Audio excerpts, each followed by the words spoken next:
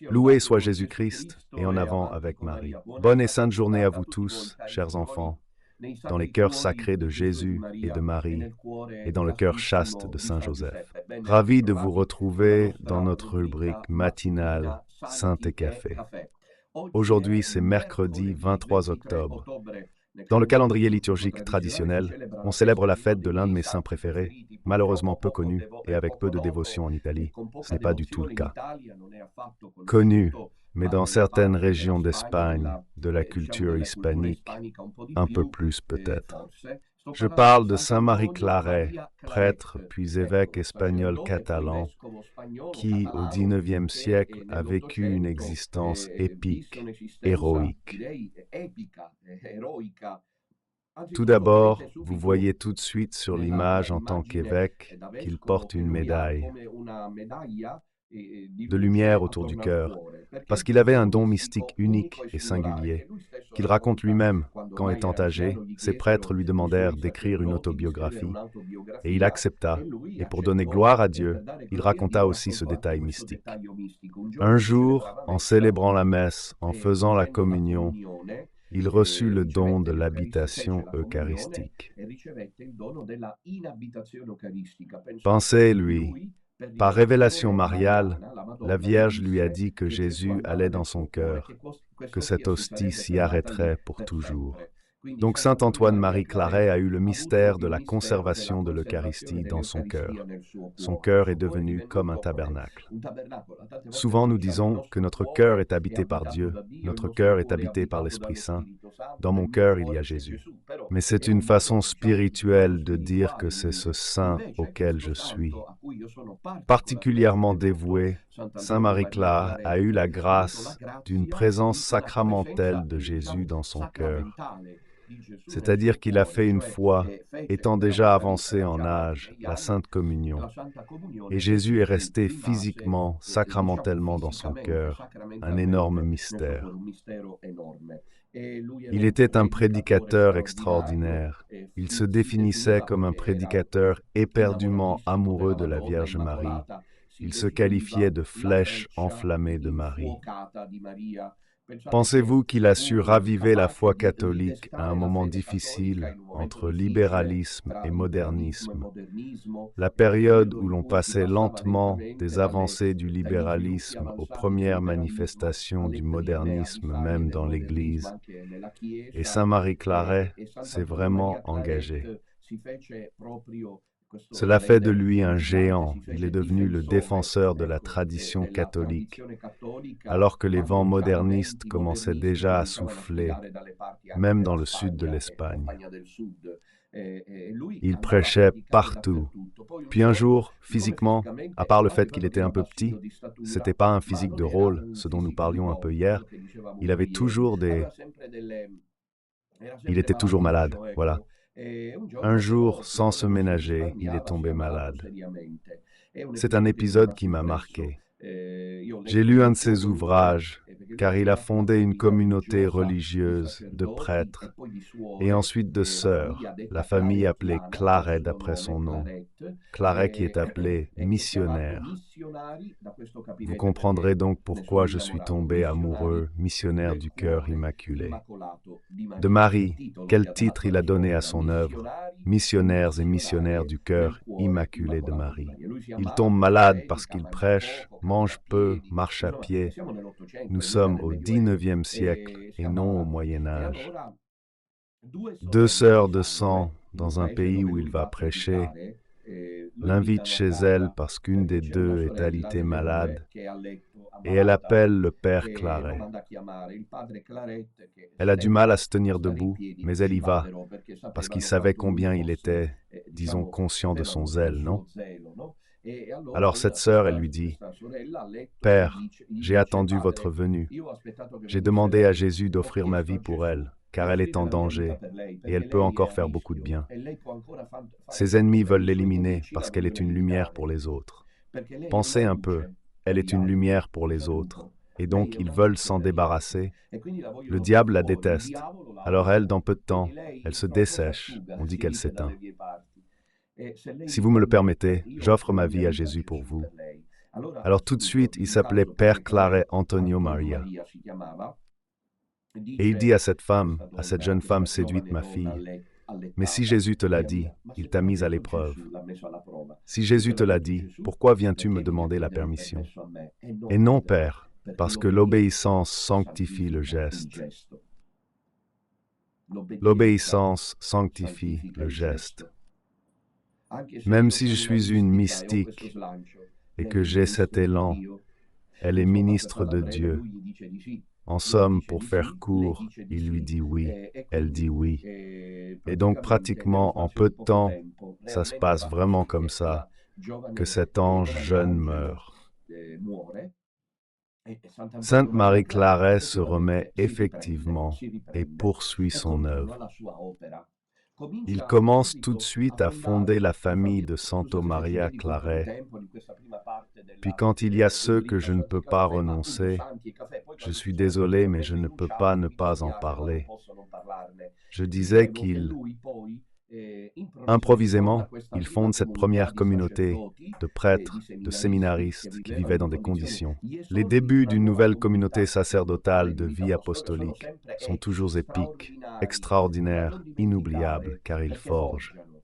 Vous n'avez pas idée de comment vivaient ces jeunes attirés par son charisme. Mais pendant qu'il les suit, et enfin 3 prêtres le suivent, les calomnies à son encontre, je ne vous dis pas à quel niveau elles atteignent. Nous sommes tous pauvres hommes. Nous portons un trésor en argile. Combien de saints échouent? Et lui, à un certain moment, les abandonne, prend le bateau et va à Rome parce qu'il veut devenir jésuite.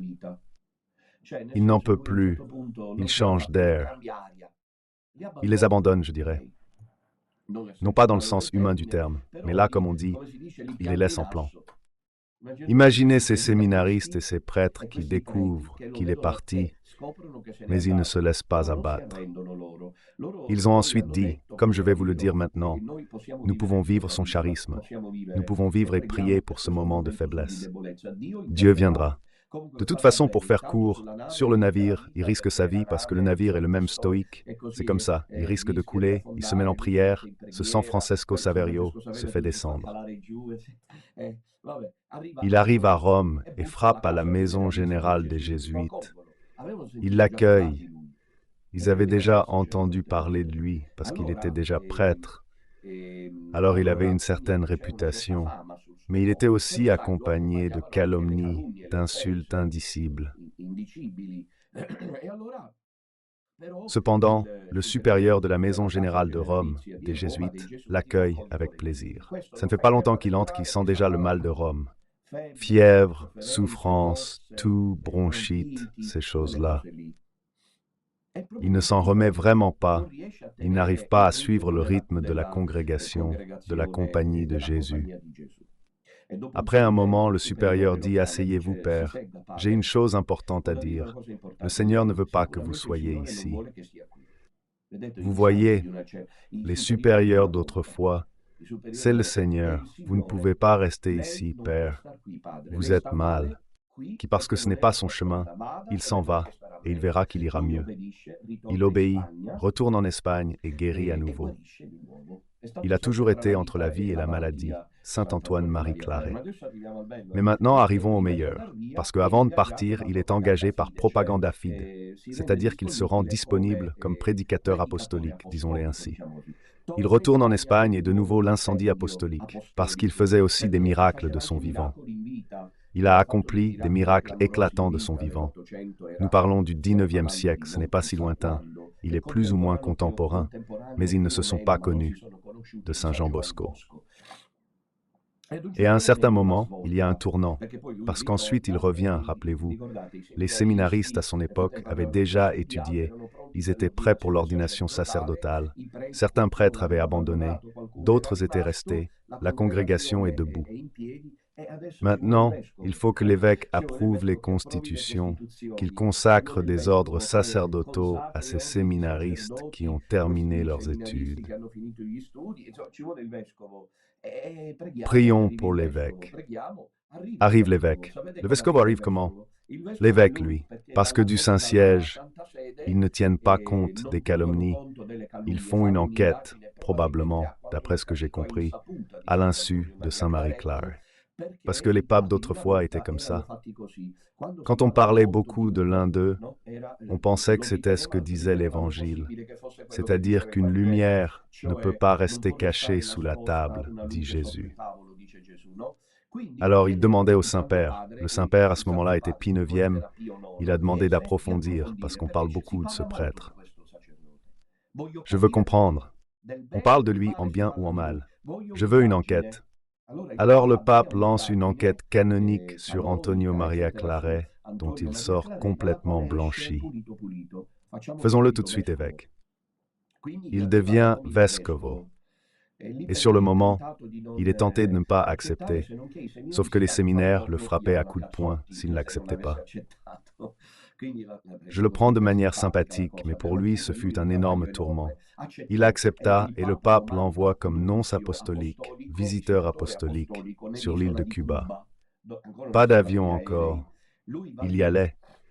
Et je ne vous dis pas dans quel état était l'île, qui avait pourtant été évangélisée en 1500, mais après 300 ans, elle était même dans un état pire qu'avant l'annonce chrétienne.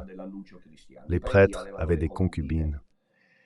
Mariés avec des enfants, ils spéculaient sur le peuple abandonné à lui-même. Les baptêmes n'étaient plus célébrés, le christianisme n'était en fin de compte qu'une formalité. Le vice-roi d'Espagne, qui devait manifestement être un dévot, le soutenait aussi. La nomination parce qu'entre-temps, Saint Marie-Claret, les saints ne restent jamais les bras croisés, était allé prêcher sur l'île, pensez un peu, sur l'île des Canaries. Et que s'est-il passé? Qu'il est arrivé là-bas, durant la période qui allait du sacerdoce à l'épiscopat, il a prêché, il a converti beaucoup de gens. Il se faisait appeler la flèche enflammée de Marie. Il utilisait l'Eucharistie et la Vierge et convertissait les cœurs avec le rosaire. À Fatima, dans la basilique du Rosaire, ils ont dédié une énorme statue. Christ, il y a 2 saints représentés à Fatima, dans la basilique du Rosaire, celle magnifique, Saint du Père et Saint Marie-Clare, parce qu'apôtre du Rosaire. Je ne sais pas pourquoi il n'est pas connu en Italie, mais je n'ai pas encore fini quelques minutes de son existence épique. Va aux Canaries, victime d'une attaque. Nous saurons plus tard que c'étaient les francs-maçons. La franc-maçonnerie libérale moderniste l'avait dans le collimateur et lui tenait tête parce qu'elle était en colère. Ils n'avaient pas réussi, avec leurs tentatives répétées de le délégitimer avec des calomnies. Ils avaient même eu le bénéfice, car le pape l'a fait évêque. 2 tueurs tentent de mettre fin à ses jours. Il échappe miraculeusement à cette tentative. Je me souviens que c'était une tentative d'attentat à la dynamite. De toute façon, il ne meurt pas. Il ne se passe rien à Santo Maria Claret. Ensuite, 2 tueurs sont arrêtés et condamnés à mort. Ils souffrent, ils demandent. Ils demandent la clémence. Ils demandent qu'on leur épargne la vie. Rien à faire, ils seront, il me semble, pendus au mât du navire. Mais lui, parce que je l'ai lu il y a plusieurs années, la vie. Mais la photo de Saint Marie-Clare est restée gravée dans ma chambre. Et je l'invoque chaque jour. Je l'invoque chaque jour. Et lui, Saint Marie-Claret, les pardonne et veut les accompagner à la mort. Il veut qu'ils se sauvent au moins cette année. Il revient des îles Canaries et part pour l'île de Cuba. Et là-bas, la flamme mariale explose, la flèche enflammée de Marie, Saint Marie-Clare. Donc en peu de temps, l'île de Cuba, vous voyez, c'est vrai, il y a beaucoup de bavardage, mais un homme amoureux de Dieu peut devenir quelque chose d'incalculable, à condition de ne pas s'arrêter au premier obstacle. L'Espagne fait ça. Ça te décourage? Prêtre! Je regrette de le dire. Il pourrait sauver des milliers d'âmes s'il ne se laissait pas intimider et décourager par l'Espagne. Dès qu'il voit que quelqu'un est sur le point de, il met l'évêque contre, parce qu'il y a le système moderniste maçonnique, il met les journaux contre. J'ai vu des prêtres qui semblent sur le point d'exploser et puis petit à petit ils se retirent. C'est juste une question de temps. C'est sur l'île de Cuba que l'évêque Saint Marie-Clare fait l'incroyable. Les gens se convertissent, etc. Mais les lay prêtres, les prêtres non, parce qu'ils avaient des compagnes, ils profitaient de la vie, il faisait les seigneurs, et Saint Marie Claret les met, comme on dit dans son tableau, à faire des visites pastorales comme devrait le faire l'évêque, les visites pastorales, la catéchèse, la formation, le séminaire, puis il fait venir ses missionnaires, en somme une vie incroyable. Un jour, alors que l'île avait de nouveau été restaurée au Vangile et à Jésus-Christ, les prêtres, ceux que Refratani a expulsés, il les a excommuniés et retirés de l'ordre sacré. Et ceux qui ont accepté ces lois, qui étaient celles de l'Église, c'est-à-dire le célibat, une vie austère, il les a laissés où ils étaient. Et surtout, il a lancé une campagne de formation pour les nouveaux prêtres. Enfin, pour faire court, à un certain moment arrive la vengeance, celle décisive. Cela fait maintenant quelques années qu'il est sur l'île, à Rome. On apprend la nouvelle de sa, disons, œuvre, et ici se trouve le tournant décisif de sa vie. Un homme engagé à la fois par les maçons d'Europe et par les prêtres mécontents de son travail, s'approche de lui dévotement pour embrasser l'anneau sacré de sa main droite. Sainte Marie Claret fait comme pour lui tendre la main.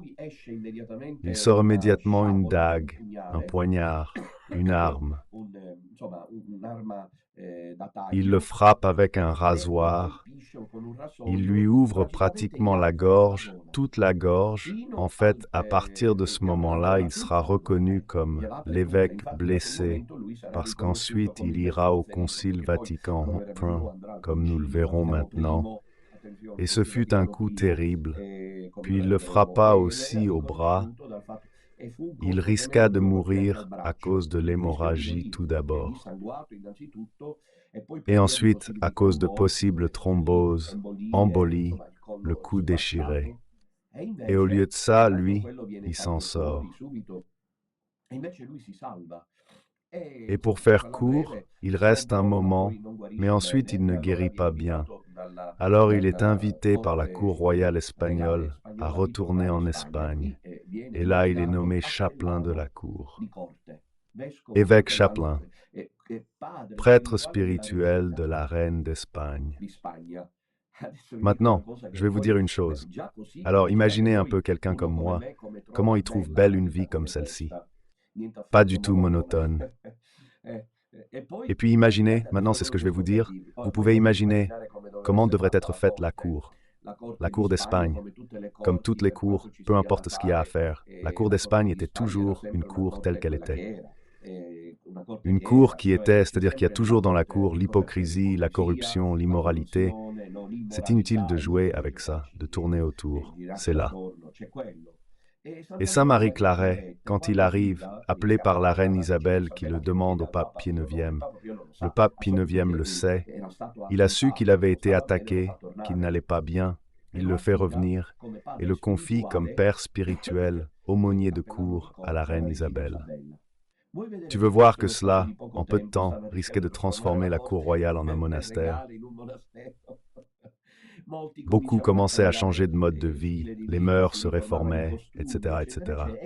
Et donc là aussi, les ennemis, enfin toute sa vie, Saint Antoine-Marie Claret a été persécuté depuis son jeune âge parce que nous ne pouvons pas en avoir une idée claire, mais il avait une prédication efficace. Le roi a permis aussi pour s'en débarrasser un peu parce qu'il n'en pouvait plus, voyant que sa femme était devenue une moniale. Le roi a permis qu'il puisse prêcher dans les plus importantes églises de Madrid. Événement, il venait de toute l'Aragon, de la Castille, pour écouter l'évêque saint, qui avait d'ailleurs.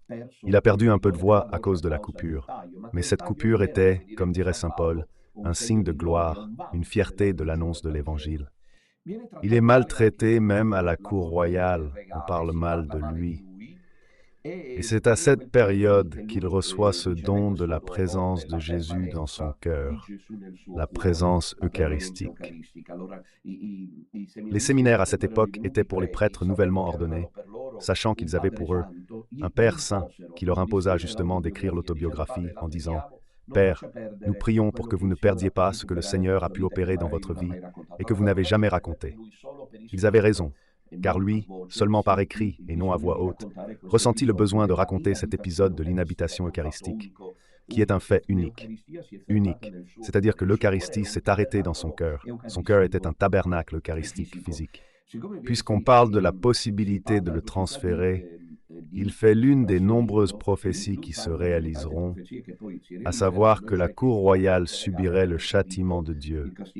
Et c'est ce qui arrive, car comme vous le savez, en 1868, Isabelle est chassée du trône et est contrainte de se réfugier à Paris, et Monseigneur Claret l'accompagne. On crée une relation, je dirais, singulière. Je pense à une relation rare entre la reine Isabelle et Claret, le saint Antonio Maria Claret.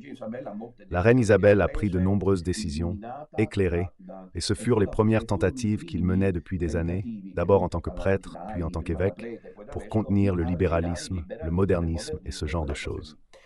Cela mènera en Espagne, comme vous savez, à un conflit politique, dramatique, guerre civile, etc. Le Concile Vatican II est convoqué par Pie IX et Monseigneur Antonio Maria Claret y va. Pour faire court, vous savez qu'au Concile, il a été décidé le dogme de l'infaillibilité du pape, mais il y avait des évêques, surtout d'origine belge, française, allemande, qui n'étaient pas très d'accord sur l'approbation de ce dogme. Et il y a un moment de confusion, comme le disant les livres d'histoire, à un certain moment. Il prend la parole, mais étrangement le historien ne raconte pas. Cela semble que lorsqu'ils doivent valider la solution à travers le saint, les historiens s'éprouvent une sorte de pudeur libérale, moderniste, ils ne racontant pas ce. Si vous allez lire le Dit ou d'autres ne le racontant pas, mais c'est un fait, comme je vais vous le dire, et c'est-à-dire merci, quand il semblait qu'on ait tiré de tout. Cela, ce petit évêque, traité aussi un peu comme ça, avec la gorge toute coupée, demande à prendre la parole. La seule fois qu'il le fait au concile. L'écoute. Il fait un discours en faveur de l'infaillibilité pontificale, ce qui a amené tout le monde à se demander qui était ce petit évêque qui parlait ainsi. Il le sut et raconta. C'est précisément aux évêques présents au concile qu'il portait cette blessure pour avoir annoncé l'Évangile. Et ainsi se termine le concile de manière désastreuse, comme vous le savez. Et il a hâte de retourner en Espagne, il est fatigué. Maintenant, il comprend que l'appel du ciel arrive enfin. Il a hâte de retourner en Catalogne pour embrasser ses prêtres, sa congrégation, etc. Mais à Rome, il reçoit la nouvelle que les révolutionnaires, les modérés, etc. l'ont introduit. Accusés et ont organisé une tentative d'assassinat pour l'éliminer. Ils ne veulent pas qu'il rentre en Espagne. Donc il est contraint de s'arrêter à la frontière entre la France et l'Espagne, où, frappé par un AVC, il mourra. Il est béatifié en 1934 par Pie XI, donc assez tôt, car il a accompli de grands miracles et canonisé le 8 mai. Fête de la Vierge du Rosaire, 1950 par le pape Pie XII, qui a ainsi dit de lui, modeste en apparence, il était petit de taille, mais capable d'imposer le respect même aux grands de la terre, fort de caractère, mais avec la douce suavité de celui qui connaît la retenue de l'austérité et de la pénitence, toujours en présence de Dieu même au milieu d'une prodigieuse activité extérieure, nous avons vu, en résumé, calomnier. Et admirer le destin des saints. Il est ici, dit Siméon le Vieux à la Madonna au sujet du Fils, pour la ruine et le salut de beaucoup, signe de contradiction. Le pape Pie XII parle de Saint Marie Claret, calomnié et pourtant admiré, célébré et pourtant férocement persécuté. Et parmi tant de merveilles, regardez comment conclut le pape. Pape Pie IX en faisant saint, quelle douce lumière qui illumine toute sa dévotion à la Vierge Marie, au Père de Dieu. Voici, c'est la flèche enflammée dont nous voulions parler aujourd'hui. Nouvelle, Saint Marie Claret, j'invite tout le petit reste à prier pour nous, prêtres du sodalicio sacerdotal Mariano, en cette phase si tumultueuse où, comme je le disais hier soir, la catéchèse sur le mardi de guerre est, selon moi, très intéressante. Vous la trouverez disponible sur la playlist de Radio Domina Nostra si vous ne l'avez pas pu suivre. À propos de la grande épreuve de la séduction finale, c'est assez incroyable ce qui se passe, car on touche aux émotions et on me les attribue. Moi, je porte les contenus, j'ai demandé des confrontations, rien. Et puis il y a des gens qui s'en vont, on ne comprend pas bien pourquoi. Mais excusez-moi, ces choses que vous suivez maintenant, nous sommes celles qui les avons annoncées clairement depuis des années. Pourquoi partez-vous maintenant? Quel est le motif de votre départ? Parce qu'il a été dit par les deux que c'est une secte. Viennent te dire que ta mère est une... Et toi, eh oui, t'as raison. Je ne sais pas. Tu sais, ton père est un cocu. Mais t'oses quoi? Mais comment oses-tu? Peut-être, mais c'est ton père. Et puis quand tu vérifies... Je sais. Alors ils disent Don Minutella? Ah oui, c'est vrai. Et puis ils vont sur les réseaux pour témoigner. Incroyable. La catéchèse d'hier est intéressante pour comprendre sa disponibilité. Puis je vous rappelle qu'aujourd'hui c'est mercredi, donc ce soir à 21 heures. Il y a la catéchèse de Frère Celestino sur le mercredi biblique. Je crois qu'il commentera la 22e ou la 23e. Ah, Christ roi dimanche sur, après il y a le pont des morts. Voilà alors, c'est à ne pas manquer la solennité de Jésus-Christ, roi de l'univers. Oh là là. Conclusion d'une certaine manière de l'année liturgique, un tournant, pourrait-on dire. C'est tout de même une solennité décisive, importante, voulue par le pape Pie XIe, si je ne me trompe pas. Ce soir, ne manquons pas l'épisode de Frère Célestin. Nous nous préparons à une série d'étapes très importantes. Je vous rappelle celle qui arrive bientôt. Tout d'abord, samedi prochain, 26 octobre, dans 3 jours, nous serons à Servigliano del Friuli. Pour tous ceux qui pensent encore que Don Minutella n'est pas un porc et n'est pas un bâtard, désolé de répéter ces phrases, mais elles m'ont fait mal. Elles m'ont pénétré comme si c'était des couteaux. Pire que la blessure subie par Antonio Maria Claret. Je vous le dis pour que vous le sachiez. Je ne porterai pas de blessures physiques jusqu'à la mort, mais celles intérieures sont dévastatrices. Je ne trouve pas ça beau à la lumière d'une divergence, même si j'ai demandé à mon père un échange. Et pourtant, c'est moi qui apparais comme celui qui ne veut pas se confronter. Je trouve que c'est pas beau de l'autre côté d'utiliser des mots comme porc, bâtard, infâme. Je l'offre au Seigneur.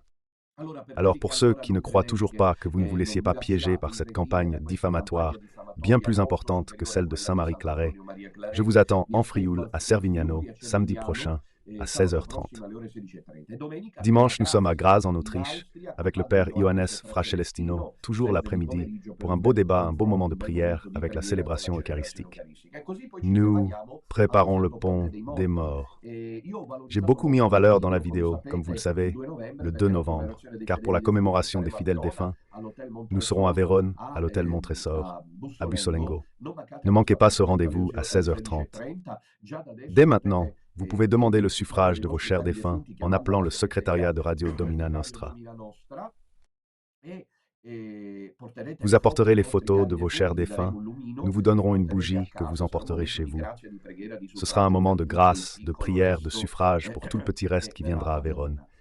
Et puis, le 1er novembre, le jour précédent, vendredi 1er novembre, ne doit pas être négligé. Ne doit pas être négligé. Nous serons à 30. On ne sait pas si quelqu'un va célébrer, quelqu'un qui n'a pas encore eu la possibilité de le faire publiquement, avec les fidèles qui, éventuellement, comprennent, acceptent et demandent cela. À 30 à 16h30. Pour ce moment de grâce, à l'hôtel Sporting à 16h30. Comme dit samedi à Vérone, la conversion des vacances des défunts, et dimanche 3 novembre, nous sommes à l'Auditorium Grasci à Bergame. Voilà, ce sont les prochains rendez-vous, mais commençons à rappeler très rapidement les autres encore, très vite, puis nous y prêterons plus d'attention.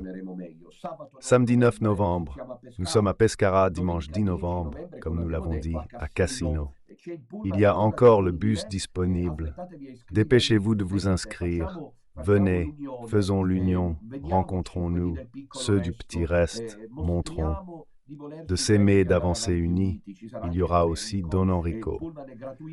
Le bus est gratuit. Appelez la référente régionale du Latium ou le secrétariat de Radio Domina pour pouvoir participer gratuitement à la rencontre en venant en bus de Rome et ensuite en ramenant chacun d'entre vous à Rome. Et puis, je voudrais encore rappeler que vendredi 15 novembre, je suis invité à Naples, à la maison d'édition Guida et Vignano. Mais comment c'est écrit ça?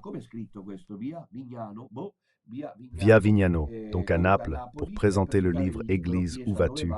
Lors d'un symposium culturel, c'est dimanche 17 novembre à Bari. Je vous rappelle que le Père Johannes sera en Sardaigne du 5 au 10 novembre, tout comme Don Ramon.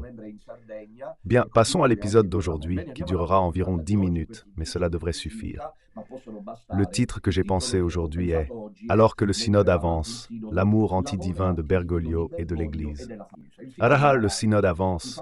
Il y a beaucoup de discussions sur le manque d'attention accordée aux femmes. Il y a un peu de déception, parce que Bergoglio a dit que ce n'est pas le moment de les ordonner diaconesses. Mais il a certainement dit, Fernandez, en rédigeant un document, qu'il est nécessaire de prêter attention aux femmes, car elles sont discriminées. C'est toujours le même refrain. Voilà, les gays sont discriminés, alors confiance supplicante, non? Les divorcés et les remariés sont divorcés, ils sont discriminés, et alors Amoris Laetitia, etc., etc. C'est-à-dire que l'idée est celle-ci, parce qu'il y a eu plus d'une personne qui me l'a écrit, donc je tiens aujourd'hui à souligner la vérité à ce sujet, que le pape François, le cardinal Fernandez, en tout cas leur fausse église est animée par l'amour. C'est toi, Don Minutella, que tu es odieux. Toi avec tes confrères et tous ceux qui n'acceptent pas cette ouverture. Pourquoi refuser l'ouverture, Don Minutella? Le pape François va vers les derniers. C'est l'amour qui le pousse, la charité du Christ nous presse, qui le mène aux autres, selon Antonio Socci. Les journalistes capitulent sans prier.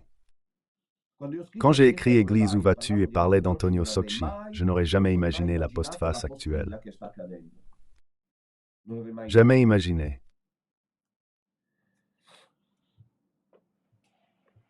Antonio Socci a dit que le pape François est le pape de l'amour. Pourquoi? L'Église s'intéresse enfin à ces réalités tenues à l'écart.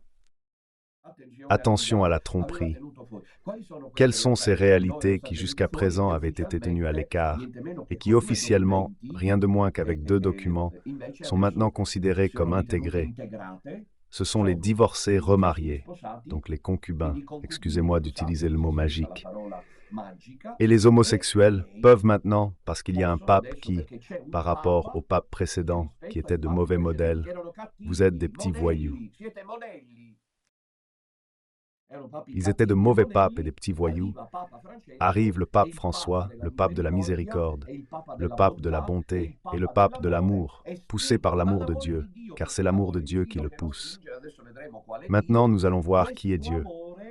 Cet amour a poussé le pape François à écrire Amoris Laetitia. Ce n'est pas qu'il y a derrière une manœuvre maçonnique de destruction de l'Église, non. C'est l'amour de Dieu qui pousse. Regardez comme ils sont astucieux et raffinés. Et évidemment avec le soutien des médias. C'est l'amour de Dieu qui pousse le pape de la miséricorde, du pardon, qui en même temps flèche et frappe ceux qui ne s'adaptent pas à son style. Et donc, éventuellement, le pape qui intègre les exclus d'hier en crée de nouveaux. Puis viendra un autre pape qui nous reprendra et exclura les autres. Je ne sais pas, c'est une toupie. Le pape François fait tout cela parce qu'il aime Dieu, et donc il aime ces gens qui ne se sentent pas aimés par Dieu. Jusqu'ici, le récit, comme vous le voyez, est tout simplement stupéfiant. Dommage, je vais montrer pourquoi. Le titre, c'est l'amour antidivine. Anti-divino. Antidivin, pourquoi? Parce que quand Bergoglio autorise la communion aux divorcés et aux remariés en les laissant dans leurs conditions de péché objectif, quand Bergoglio dit oui avec la signature apposée sur la déclaration Fiducia Supplicans de décembre 2023 pour la bénédiction des couples homosexuels, laissant ainsi cette bénédiction de Dieu atteindre des personnes en péché mortel, ce n'est pas de l'amour divin, parce que Dieu ne se contredit pas, parce que la loi de Dieu n'est rien d'autre que son agape. La loi, le nomos, ne s'oppose pas à l'agape. Agape, nomos, dans, disons, dans le cadre trinitaire, ne sont pas opposés. Ce n'est pas que cet amour de Dieu, disons, parce qu'il est imposant, excédent, katagliuperoken, anomos, n'est pas dépourvu de loi. Ce n'est pas qu'il est désordonné. Ce n'est pas qu'il est disharmonieux, l'amour de Dieu. L'amour de Dieu, même s'il katagliuperoken dépasse toute prévision humaine, atteint le pécheur, atteint le lointain, atteint l'exclu, atteint celui qui se sent discriminé, c'est cependant un amour qui impose des règles. Sinon, c'est plus l'amour divin, c'est anti-divin. Et prenons un exemple. Aujourd'hui, j'ai ici avec moi le texte de Jean, chapitre 8, très connu que nous lisons. Jésus se dirigea alors vers le mont des Oliviers, chapitre 8, versets 1 et suivants. Mais à l'aube, il retourna au temple, et tout le peuple venait à lui, et il s'assit pour les enseigner. Alors les scribes pharisiens lui amènent une femme, surprise en train d'adultérer, et la mettent au milieu et lui disent, « Maître, cette femme a été surprise en flagrant délit d'adultère. Maintenant, Moïse, dans la loi, nous a ordonné de lapider des femmes comme celle-ci. Et toi, t'en penses? » Il disait cela pour le mettre à l'épreuve et pour avoir quelqu'un à accuser. Jésus, penché, écrivit au sol. Et comme ils insistaient pour l'interroger, il leva la tête et leur dit, « Que celui d'entre vous qui est sans péché jette le premier la pierre contre elle. » Et il se remit à écrire sur le sol. Mais les unis partirent un à un, des plus vieux au dernier. Les versets 9 et 11 sont décisifs. Il ne resta que Jésus avec la femme, là au milieu. Alors Jésus se leva et lui dit, « Femme, où sont-ils? Personne ne t'a condamné. » Dernier verset. Et elle répondit, « Personne, monsieur. » Et Jésus dit, « Moi non plus, je te condamne. » Arrêt ici. L'Église bergolienne, le synode, le pape François, Amoris Laetitia, Philencia Supplicans, parce qu'à ce moment-là, c'est effectivement un Jésus Bergoglio. Si le texte s'était arrêté ici, je suis désolé de le dire, nous aurions des raisons de réfléchir. Et naturellement, la mienne est une provocation, parce que l'Esprit Saint a demandé à Jean, entre autres, il semblerait, j'en suis convaincu, qu'on appelle ce bloc erratique par les exégètes, c'est-à-dire qu'il s'agissait d'une perle qui était en train de se perdre. Puisque Giovanni était le dernier à écrire l'Évangile, Lucano l'écrivait, mais il l'a oublié ou l'a omis. C'était le risque cela, comme tant d'autres épisodes. Giovanni a jugé qu'il ne pouvait pas être oublié. Mais le style littéraire, les sujets sont tous convaincus. Moi aussi je le pense que ce texte n'est pas de Giovanni. Giovanni l'a juste pris et inséré. C'est Lucano comme texte. La miséricorde, le salut, ce n'est pas typiquement Giovanni, il appelle un bloc erratique, mais c'est très beau là-bas. Alors, si le texte s'était arrêté seulement au « je ne te condamne pas non plus », c'est une provocation de ma part. Mais nous aurions raison de réfléchir que, comme m'a écrit mon professeur en réponse aux choses incontestables que j'ai écrites, parce que j'ai cité l'Évangile. Mais c'est ça l'amour. L'amour doit régner entre nous. L'amour avec cette vague idée de l'amour. Les maçons et les modernistes avancent dans l'œuvre de destruction de la foi chrétienne, parce que l'amour ne va pas à l'encontre des commandements. Il n'y a pas un amour qui contredit les commandements. C'est-à-dire, l'amour qui pousse le pape François à accueillir les gays est louable tant qu'il ne contredit pas la loi de Dieu. Parce que si l'amour contredit la loi de Dieu, ce n'est pas un amour divin, c'est un amour anti-divin. Pas sûr d'avoir bien expliqué. Regardez où le texte conclut. Je relis le verset 11. Et là, il dit « Personne, monsieur ». Et Jésus dit « Moi non plus, je ne te condamne ». Verset-là, qui montre que Jésus n'est pas Bergoglio. Jésus dépasse les modernistes. Jésus est ultra-moderne. Cette idée d'un Jésus dépassé, d'un Jésus archéologique, d'un Jésus qui n'est pas à la page, d'un Jésus qui a besoin d'être revisité pour notre époque, c'est un slogan satanique, diabolique, antichristique. Jésus est plus moderne que nous. Quand arriveront les vaisseaux spatiaux et les engins spatiaux, et que nous déplacerons de Palerme à Rome seuls, avec l'hélicoptère au pied, Jésus sera encore plus en avance que nous avec son évangile, car le ciel et la terre passeront. Donc, le modernisme n'a pas de raison d'exister. Il n'existe pas de modernisme parce qu'il n'y a pas besoin de moderniser l'Évangile. L'Évangile est toujours plus moderne que tous les temps, que les éons à venir. Comme c'est beau cette chose.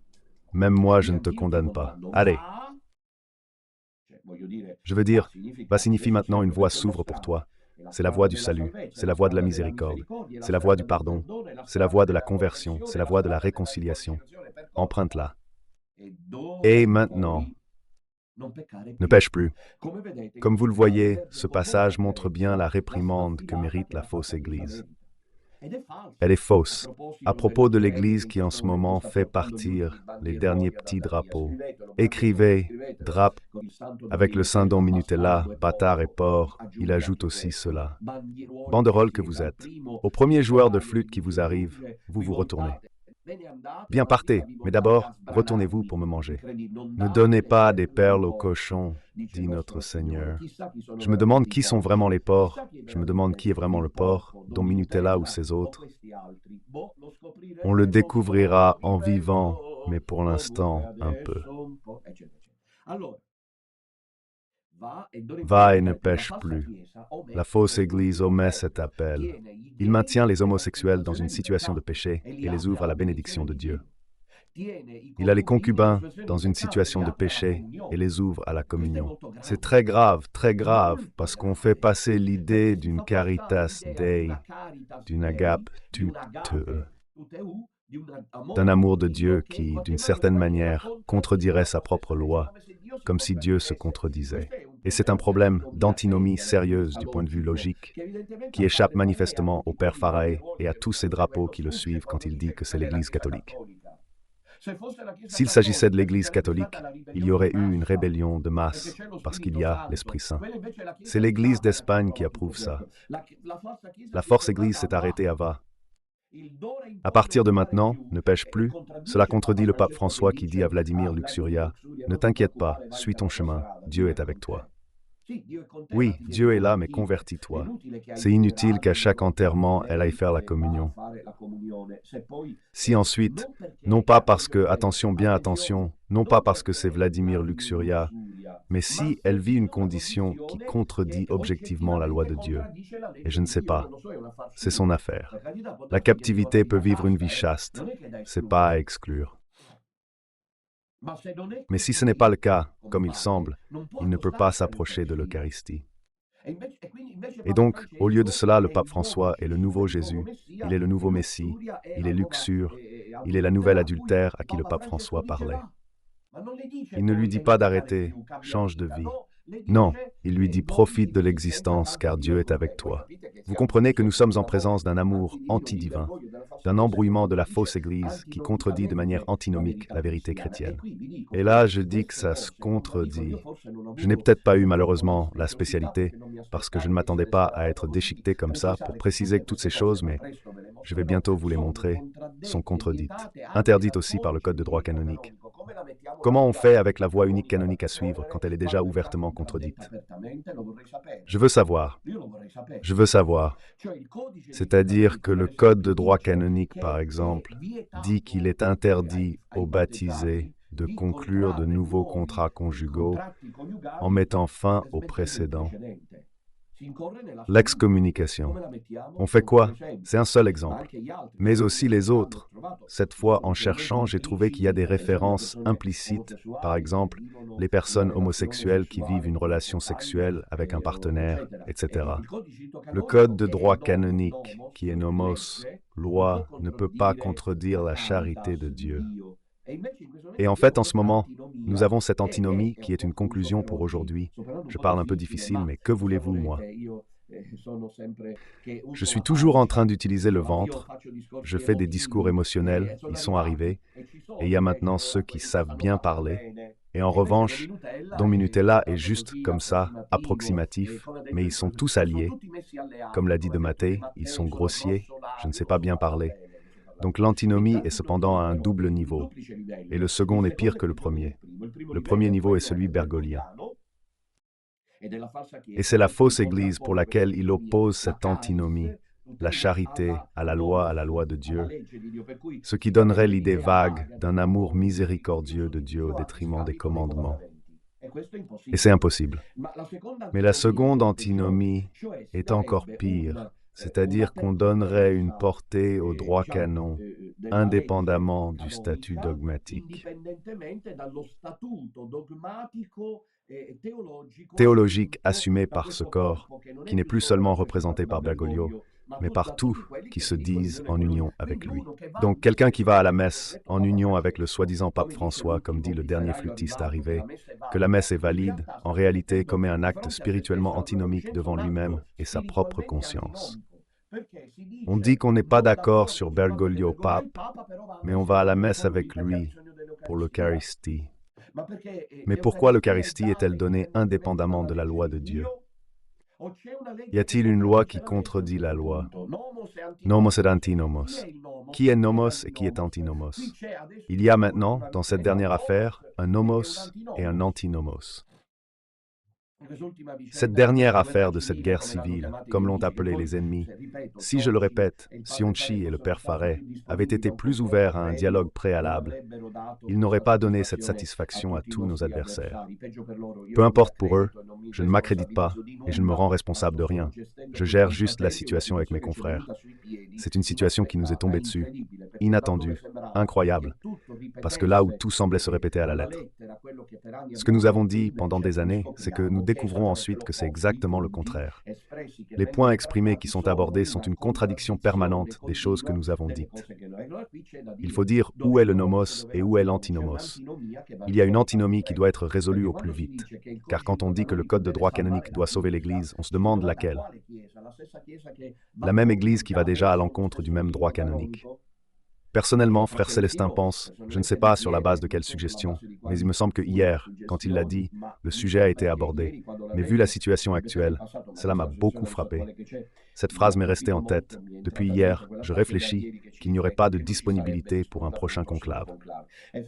Et effectivement, il a raison, je l'admire, de toujours s'attendre à plus de la part du Père éternel, parce qu'effectivement, on pourrait s'attendre à ce que le Père éternel ne le permette pas, qu'il y ait de nouveau une mise en scène. Je pense que ce serait un fait exceptionnel.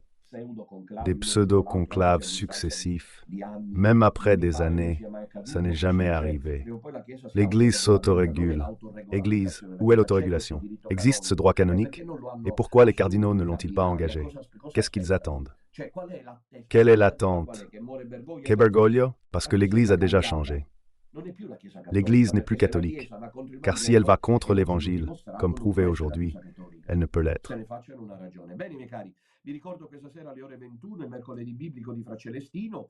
Condividete, condividete, condividete. Aspettiamo i fedeli del Friuli sabato prossimo 26 ottobre a Cervignano e domenica a Graz siamo con il piccolissimo Resta Austriaco e ancora vi ricordo i due appuntamenti importanti di Verona 2 novembre e di Cassino il 10 novembre. Ci sono i pullman disponibili da Roma, affrettatevi a iscrivervi prima che... Avant qu'il ne soit trop tard, faites-le ces jours-ci et ensuite tous les autres rendez-vous vous seront communiqués.